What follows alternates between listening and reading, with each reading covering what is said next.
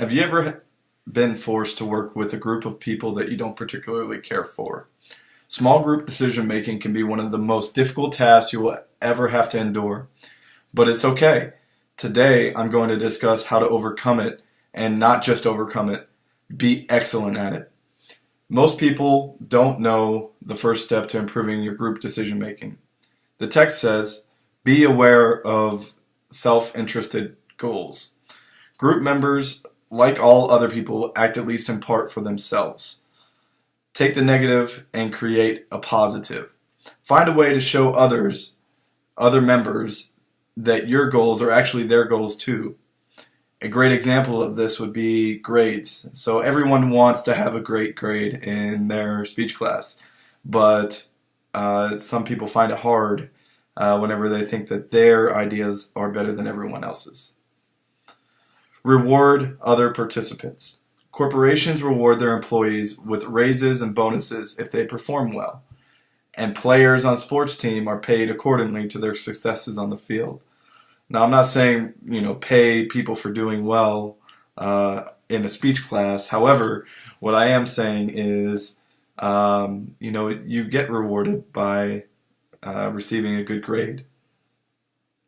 Now that we know one way to improve group decision making, let's look into another.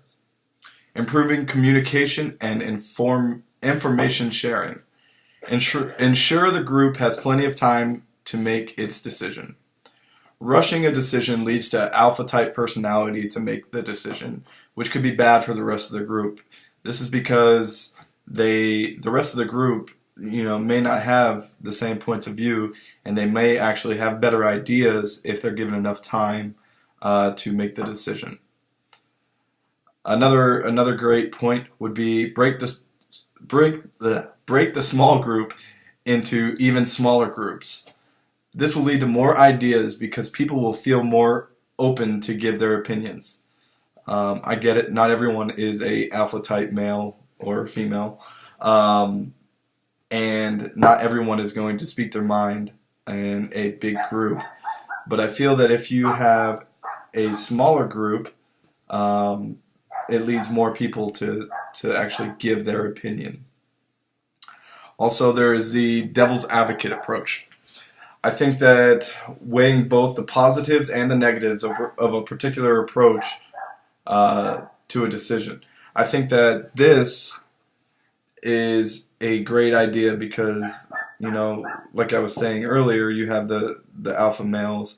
Well, sometimes they just need to step back and they need to, to me this sounds like a great idea, but, let's take a look at the downsides of this idea. We now know two of the key pieces of advice from the text, but I want to give my advice to a small group, to improving small group decision making. My advice is less talking and more listening. You're not the only person with good ideas. Let your partners talk and hear what they have to say. Experiences may vary, and they may have more self-experience than you do with a particular topic. A great example of this would be that last small group decision-making quiz that we had.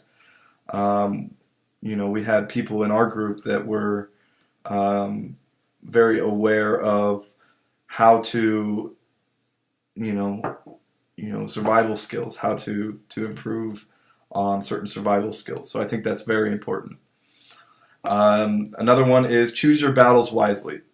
Understand that there are some things within a small group decision that you may not agree with. If everyone else agrees except for you, ask them to explain it more. You need to be open, and you need to understand that your ideas are not always the best ideas for a particular group. It's kind of like a democracy in a certain society. Ensure there is a group leader. Now I say this, but I say this with a clear line.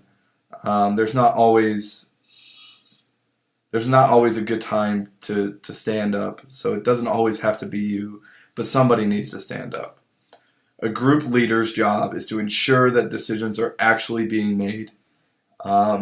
Stagnation can lead to bad decisions, unthought out decisions, and I feel that You know, every small group exercise needs to have that one person to say, okay guys, what are we going to do? Why are we going to go with this idea, or are we going to go with this other idea?